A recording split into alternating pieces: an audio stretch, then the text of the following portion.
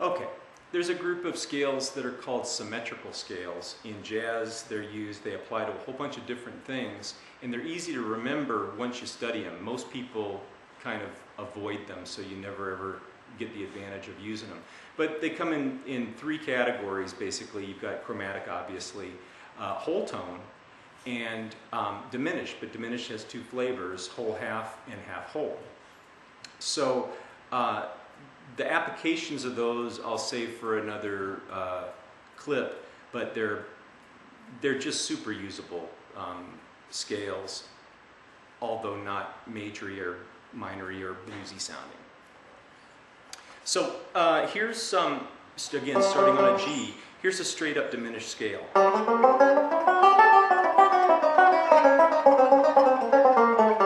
Whoops, that's not right. That's, scratch that. This is a half whole diminished scale.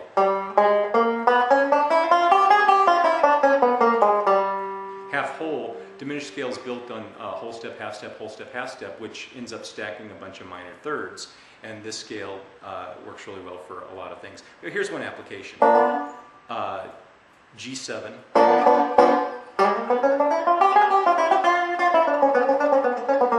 If you play a half whole diminished scale starting on the G, you get a real neat dominant flat 9 sound.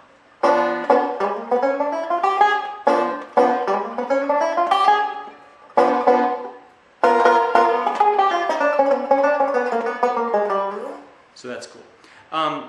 Let's see if I can actually play a diminished scale.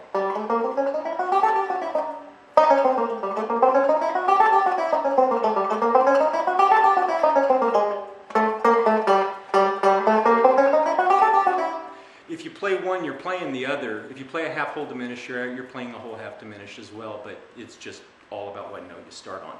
So diminished, obviously we know what that's.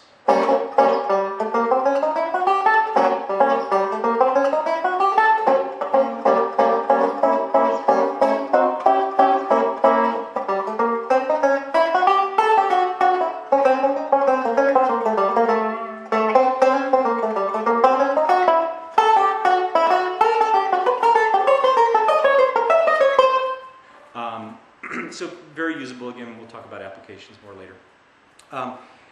Whole tone scale, starting on a G.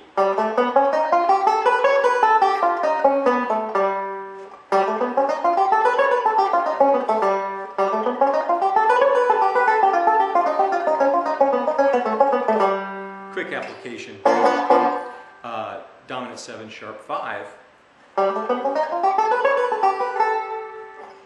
So you've got that sound, basically.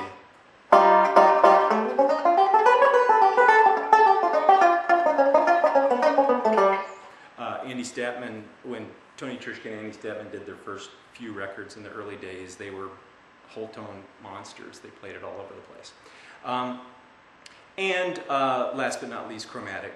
Chromatic scale is always good for getting yourself out of trouble.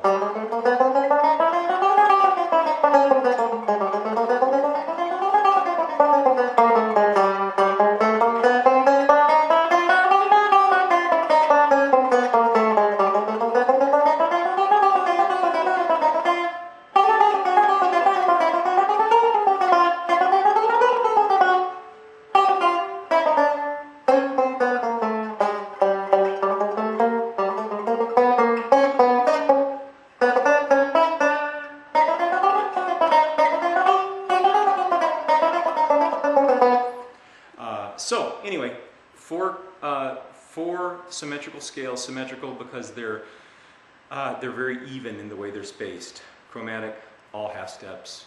Diminished, half step, whole step, or whole step, half step. Whole tone, all whole tones. And there you go.